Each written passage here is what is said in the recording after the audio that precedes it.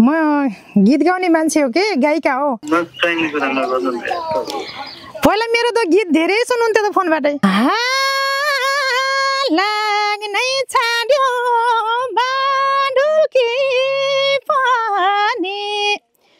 पाउँदैनौ र समय सम्झने झालीको आउँदैन र हो साना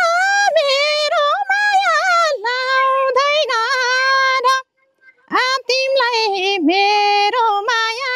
लाउँदैन र राम्रो गाउनु हो हैन हजुर मान्छे चिन्न गाह्रो भयो कि मलाई समस्या मेरो बानी चाहिँ यही खराब छ मान्छे चिन्न अलिक गाह्रै हुन्छ कि त्यही त बिर्सिनु भएछ के सम्झिनु त सम्झिने एकचोटि घर माइक उभियो सबै कहाँ माइत हुने मेरो विवाह पनि भएको छैन म तपाईँसँग बोलेको छु कि छैन मलाई यति भन्नुहोस् तपाईँलाई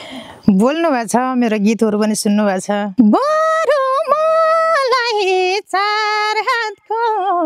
राशि देऊ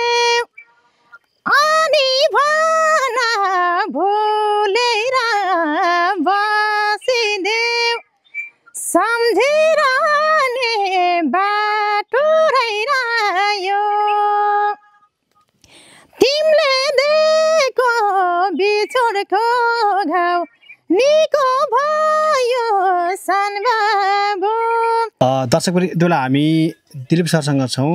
जसले चाहिँ योभन्दा अगाडि निकै मिठो गीत गाएर सुनाउनु भएको थियो केटीको भोइसमा केटाको भोइसमा आज उहाँलाई चाहिँ एकजना हाम्रो साथीलाई प्र्याङ्क गर्न लगाउँदैछौँ मिडियाको भन्नु भाइ सोच मिडियाको है हेलो हजुर हजुर के तेजेन्द्र परियार हुनुहुन्न र अनि के छ खबर ए मलाई चिन्नु भयो नम्बर सेभ छैन त नि अचल भोलि अब चिन्नै छोड्नु भयो है नम्बर सेभ छैन गाह्रो भयो पहिला त फोन गरेर धेरै जिस्काउनुहुन्थ्यो त त्यतिकै नाटक नगर्नु हो के कहिले फोन गर्यो ल अचल अब अर्को भेट्नु भयो होला कि अनि त्यही भएर बिर्सिनु भयो होला हो ए अनि म गीत गाउने मान्छे हो के गायिका हो गायिका भन्नुभयो हजुर हजुर एकदम अब जस्तै अब स्थानीय भन्नुपर्छ गायिकाजी नमस्कार नमस्कार हजुर तपाईँलाई भेट्न मन थियो के हजुर अनि हजुर पत्रकार पनि हुनुहुन्न र नम्बर त यो नयाँ नम्बर आएको छ मेरोमा हैन हजुर अब फोन त धेरैले गर्नुहुन्छ म हजुरसँग बोलेको थिएँ पहिला अनि धेरै कुरा भएको थियो त हाम्रो त हजुर बिर्सिनु भयो होला सायद म कविता परियार हो के गुर्बाकोटदेखि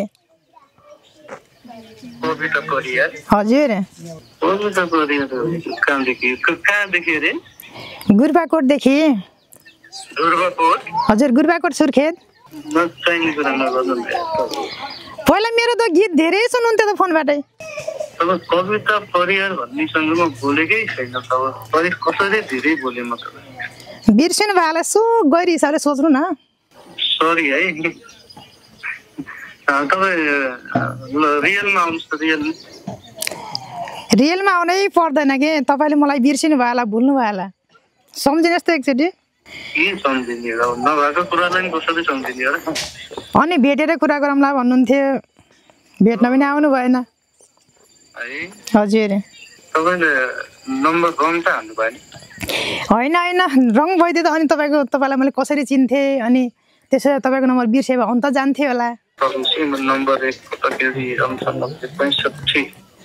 हजुर खै भेटाउनु भयो त नम्बर सेभ गरेको भेटाउनु भयो त हेलो पहिला मेरो गीत त धेरै सुन्नुहुन्थ्यो त अहिले पनि सुनाउनुहोस् त म सुनिहाल्छु गीत अहिले नै सुनाउँछु है त त्यसको चाहिँ तपाईँले पक्कै चिन्नुहुन्छ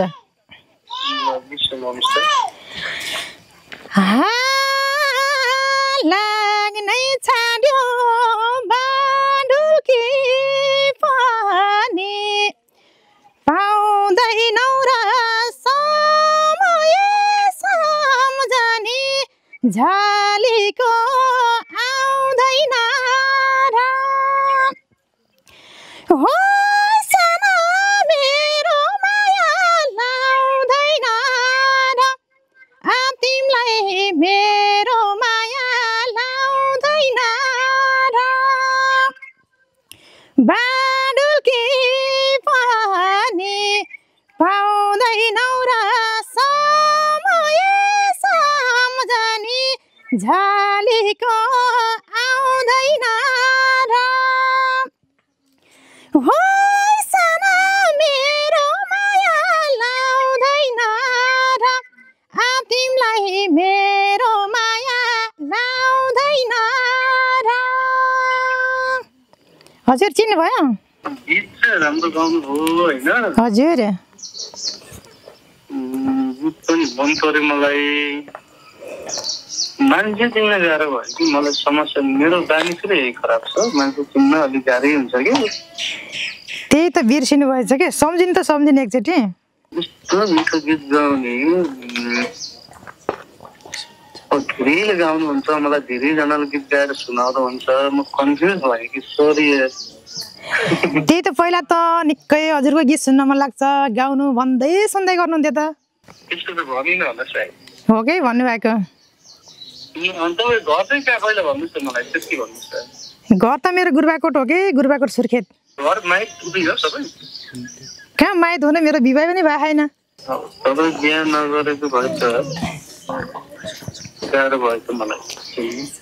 हो त्यसो भए अर्को गीत गाएर सुनाउँछ अनि चिन्नुहुन्छ होला मलाई कन्फ्युजनमा नपार्नुहोस् पहिला साँच्चै भन्नुहोस् म त होइन बोली हुँदा मैले बिर्सिउँदा होइन तर तपाईँ के भन्नुभयो अरे नाम के भन्नुभयो अरे कविता परियार कविता परियार एकजना कविता परियार जे चाहिँ हुनुहुन्थ्यो उहाँले त्यो पनि गीत त गाउनुहुन्थ्यो हजुर तर सुर्खेत भन्नुभयो तपाईँले फेरि भन्नु त एकजना भोइस चाहिँ त्यस्तो लागेन मलाई फेरि त्यस्तो कविता परियार जीको चाहिँ मसँग नम्बरै सेभ छ होला सायद हेरिहाल्यो अनि कविता नाम गरेको मान्छे त धेरै हुनुहुन्छ होला नि त कविता परियार 98 एनसेलको छ उहाँ पनि फेरि गायिका नि अब तपाईँ पर्नुभयो कि उहाँ पर्नुभयो थाहा भएन उहाँको नम्बर चाहिँ मसँग सेभ छ है धेरै अगाडि चाहिँ कुरा भएको थियो हजुर म तपाईँसँग बोलेको छु कि छैन मलाई यति भन्नुहोस् तपाईँलाई बोल्नु भएको छ मेरो गीतहरू पनि सुन्नु भएको छ कहिले बोलेको थिएँ मलाई भन्नुहोस् त तपाईँसँग कति समय अगाडि धेरै पहिला वर्ष 2 जति हुन लाग्यो कति 2 वर्ष जति हुन लाग्यो कि अनि 2 वर्षको कुरा म अहिले सम्झिन सक्छु त अनि 2-3 महिना पछाडि अब फेरि बोल्दैछु मलाई छक्काउनु भएको छ तपाईँले म बुझेको छु हो कि योभन्दा 2 महिना अगाडि फोन भएको थियो हाम्रो 2 महिना अगाडि हजुर 2 महिना अगाडि मैले फोन गरेको थिएँ कि हजुरले गर्नुभएको थियो भन्नुहोस् त मैले गरेको थिएँ गर्नुभएको थियो अब अर्को गीत सुन्नु म अर्को गीत सुनाइदिन्छु है त सुनौ न सुनौ बरु मलाई 4 हातको राशि देऊ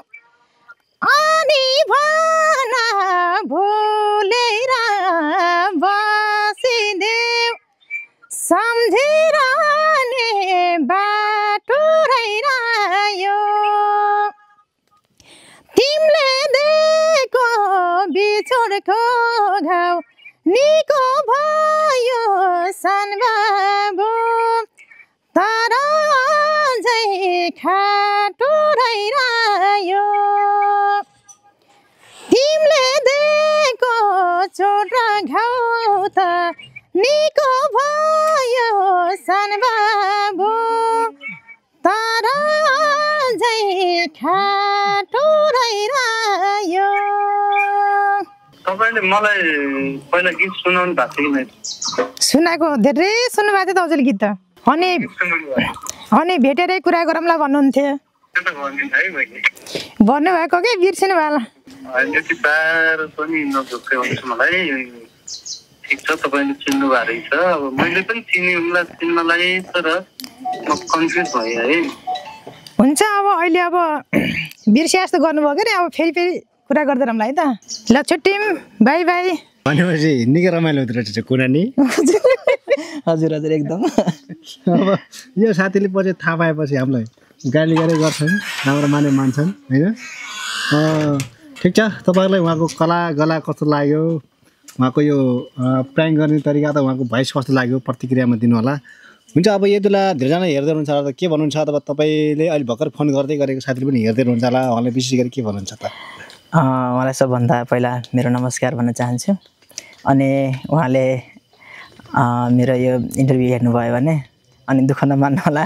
अनि मलाई केही कुराहरूमा साथ सपोर्ट दिनु होला भन्न चाहन्छु हजुर ल हुन्छ फेरि पनि अर्को पार्टमा भेटौँ ल अहिले छुट्टो नमस्ते हस् नमस्कार